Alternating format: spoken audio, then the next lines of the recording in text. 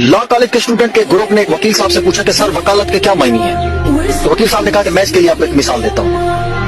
मान लो कि मेरे पास दो आदमी आते हैं, एक बिल्कुल साफ सुथरा और दूसरा बहुत गंदा है, और मैं उन दोनों को सलाह देता हूँ कि वो दोनों नहाकर साफ सुथरे हो जाएं। अब आप लोग बताएं कि इनमें से कौन नहाएगा। तो एक स्टूडेंट ने कहा कि जो गंदा है वो नहाएगा। वकील ने कहा नहीं, सिर्फ साफ आदमी ही नहाएगा क्योंकि उसे सफाई की आदत है, जब गंदे आदमी को तो सफाई की अहमियत ही नहीं मालूम। वकील ने फिर कहा कि आप बताओ कौन नहाएगा। दूसरे स्टूडेंट ने कहा कि साफ आदमी। वकील ने कहा नहीं, गंदा शख्स नहाएगा क्योंकि उसे सफाई की जरूरत है। अब बताओ कौन नहाएगा। दो स्टूडेंट एक साथ बोले जो गंदा है वो नहाएगा। वकील ने कहा नहीं, दोनों नहाएंगे क्योंकि साफ आदमी को नहाने की आदत है और गंदे आदमी को नहाने की जरूरत है। अब बताओ कौन नहाएगा। सब स्टूडेंट साथ बोले जी दोनों नहाएंगे।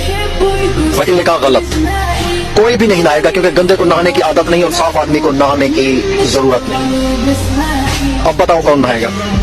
एक स्टूडेंट ने बहुत नरमी से कहा सर आप हर बार अलग अलग जवाब देते हैं और हर जवाब सही मालूम पड़ता है, तो हमें सही जवाब कैसे मालूम होगा। वकील साहब बोले बस यही वकालत है। अहम ये नहीं कि हकीकत क्या है, बल्कि अहमियत इस बात की है कि आप अपनी बात को सही साबित करने के लिए कितनी मुमकिन दलील दे सकते हैं। क्या समझे? नहीं समझे? यही वकालत। तो अब बताएं कौन नहाएगा।